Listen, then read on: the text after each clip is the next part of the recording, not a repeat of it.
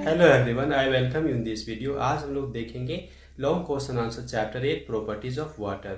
तो बने रहिए हमारे साथ इस वीडियो में और एंजॉय कीजिए। और अगर आपको वीडियो अच्छा लगता तो प्लीज़ इसको लाइक कीजिए और दूसरों के साथ शेयर भी कीजिए। और हाँ, इसके अलावा और भी जो चैप्टर्स है उस चैप्टर के सोल्यूशन का वीडियो मैंने डिस्क्रिप्शन बॉक्स में दे दिया है, आप वहां से जाके वो वीडियो देख सकते हैं। ओके, तो आइए हम बात करेंगे पहला क्वेश्चन अपना जो है इस चैप्टर का long question answer. Give two examples each of. Okay, जो यहाँ पे दिए हुए हैं हम लोग का एग्जाम्पल्स देना है। तो बहुत ही ईजी है, आप देखिए। पहला है liquids which dissolves in water.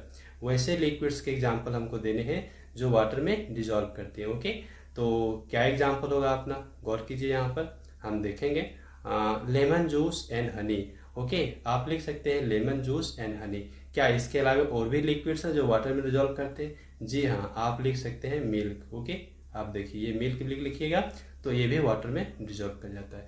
और यहाँ पे मैंने लेमन जूस लिया है। लेमन जूस के अलावा आप और भी जो जूसेस हैं, फ्रूट्स के जूस है, जैसे आप पाइनएप्पल जूस ले लिए। ओके, आप ही पोमेग्रेनेट जूस ले लिए, तो सब के सब वाटर में डिजॉल्व हो जाते हैं। ओके, तो ये हम लोग को ध्यान रखना है। चलिए हम बढ़ते हैं। दूसरा क्वेश्चन जो है liquids which are insoluble in water. तो वैसे लिक्विड्स के एग्जांपल देने हैं जो वाटर में इनसॉल्युबल हो। इनसॉल्युबल का मीन्स क्या होता है? जो वाटर में डिजॉल्व नहीं करते। ओके, तो क्या होगा अपना आंसर, देखिए। Hair oils. हेयर ऑयल्स, जितने तरह के हेयर ऑयल्स होते हैं सब के सब इनसॉल्युबल होते हैं, किसमें? वाटर में। और इसके अलावा डीजल, हाँ, जो हैवी व्हीकल रन करते हैं जैसे बस हो गए, ट्रक हो गए, वो आपका इनसॉल्युबल होता है। तो और भी कुछ एग्जाम्पल हम ले सकते हैं, जैसे पेट्रोल हो गई। ओके, इसके अलावे भी हम एग्जाम्पल ले सकते हैं कार्बन टेट्राक्लोराइड। हाँ, वो भी लिक्विड स्टेट में है और वो डिजॉल्व नहीं करता है वाटर में। और इसके बाद हम बढ़ेंगे क्वेश्चन नंबर सी में, जो अपना है solids which float on water. ऐसे सॉलिड्स के एग्जाम्पल देने हैं जो वाटर में फ्लोट करते हैं।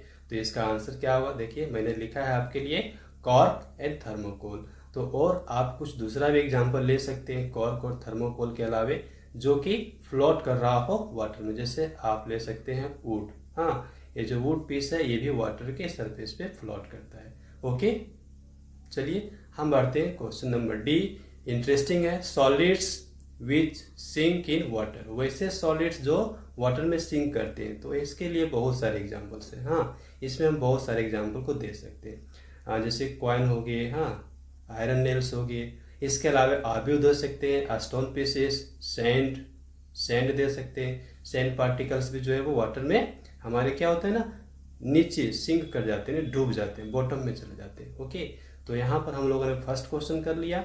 अब हम लोग बढ़ेंगे क्वेश्चन नंबर सेकेंड में। देखिए, what do we understand by the term evaporation and condensation. ये जो इवापोरेशन है और कंडेंसेशन, इसका मतलब क्या होता है हम लोग को बताना है। देखिए, तो ये बहुत ही इजी है, केवल आप ध्यान दीजिए, मैं अभी आपको तुरंत बताता हूँ, आप समझ जाएंगे। इवापोरेशन क्या होता है ना, change of a liquid into its vapour form is called evaporation. Okay, जब कोई भी लिक्विड, हाँ, अपना गैसियस स्टेट में जाता है तो उसको हम लोग क्या कहते हैं, उस प्रोसेस को इवापोरेशन कहते हैं। और उसी तरह से कंडेंसेशन क्या है, जस्ट इसका रिवर्स है, उल्टा है। हाँ, change of vapour form of a substance into its liquid form on cooling is called condensation. Okay, just एक दूसरे का ऑपोजिट है। इवापोरेशन मीन्स हुआ लिक्विड से गैस में जाना, और कंडेंसेशन मतलब क्या हो गया कि गैसियस स्टेट से लिक्विड स्टेट में आना। ओके, अब आते हैं हम लोग क्वेश्चन नंबर थर्ड में, वो भी अपना इंटरेस्टिंग है, गौर कीजिएगा। ये है हाउ आर। आइए हम लोग बढ़ लेते हैं क्वेश्चन नंबर थर्ड पे। ओके, क्वेश्चन नंबर थर्ड बहुत ही इंपॉर्टेंट है और इंटरेस्टिंग भी है। क्या है क्वेश्चन, आप ध्यान दीजिए। How are clouds form. Okay, clouds कैसे बनते हैं या बादल कैसे बनते हैं, इसके बारे में हम लोग को जानना है। तो देखिए, हम लोग सब जानते हैं कि बादल कैसे बनते हैं, तो पानी से बनते हैं। और कैसे बनते हैं ये अभी हम लोग देखेंगे। देखिए, water from ocean, seas and rivers, ये सब क्या है ना, ये वाटर बॉडीज हैं जहाँ पे वाटर ज्यादा मात्रा में पाए जाते हैं। ओके, तो ये जो वाटर है ये आपके वेपर के रूप में कन्वर्ट होते हैं। मैं एक बार पढ़ता हूँ, आपको अच्छे से समझ में आ जाएगा। देखिए, water from ocean, seas and rivers changes into vapours as it evaporates due to the heat of the sun. Okay, sun light में जो हीट एनर्जी है, उस हीट एनर्जी के कारण ये वाटर वेपर में चेंज हो जाते हैं। ओके, और फिर उनका क्या होता है, these water vapours rise up, फिर ये ऊपर उठते हैं, राइज अप, देख रहे हैं ना आप, हाँ ये ऊपर उठते हैं, राइज अप।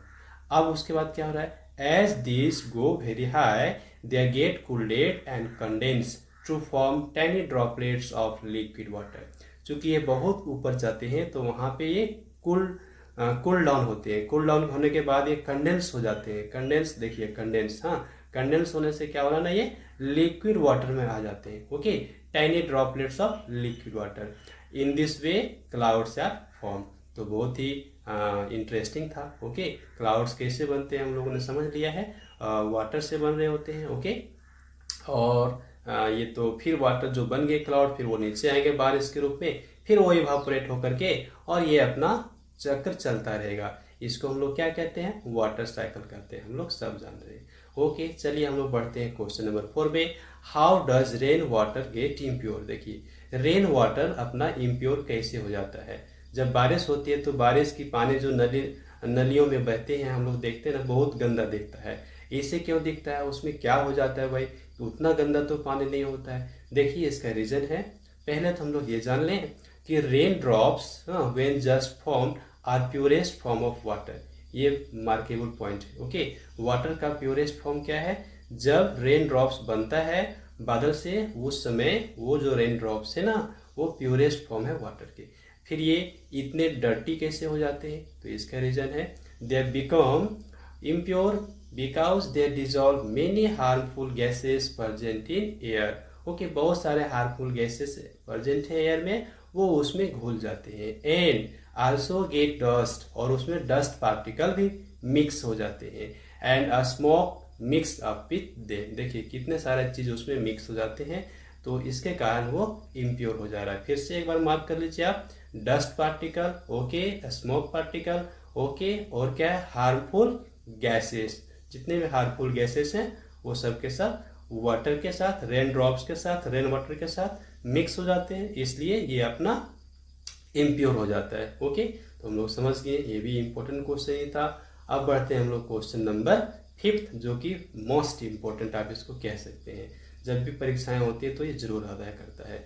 ये क्वेश्चन है अपना, draw a diagram showing water cycle. Water cycle को शो करने वाला डायग्राम हम लोग को बनाना है। तो देखिए हम लोग कैसे डायग्राम बनाएंगे, जो बुक में दिया हुआ है वो डायग्राम मैंने चूज किया है आपके लिए, आप इसको ध्यान से देखिए। आप यहाँ देख सकते हैं, ये आपका क्लाउड्स है। ओके, और ये क्लाउड है, यहाँ पे रेन हो रहा है, रेन फॉल हो रहा है, रेन ड्रॉप्स, और फिर ये कहाँ पे चला गया, वाटर बॉडीज में, ओशियंस, रिवर्स। ओके, फिर इसका इवापोरेशन हो रहा है। आप देखिए इवापोरेशन हो रहा है, मीन्स वाटर से गैसियस फॉर्म में आ रहे हैं, हाँ गैसियस फॉर्म में आ रहे हैं, जिसको हम लोग वाटर वेपर कहते हैं। और फिर ये फिर से क्लाउड बन जाएंगे, और क्लाउड बनेंगे तो फिर यहाँ सन है, सनलाइट से फिर ये क्या होगा ना, इसको हीट एनर्जी मिलेगा, फिर से ये आपका लिक्विड फॉर्म में आकर के फिर से, तो ये चक्कर अपना चलता रहता है, और इसको हम लोग कहते हैं वाटर साइकिल। ओके, बहुत ही इजी वे में इस डायग्राम से हम लोग समझ सकते हैं वाटर साइकिल को।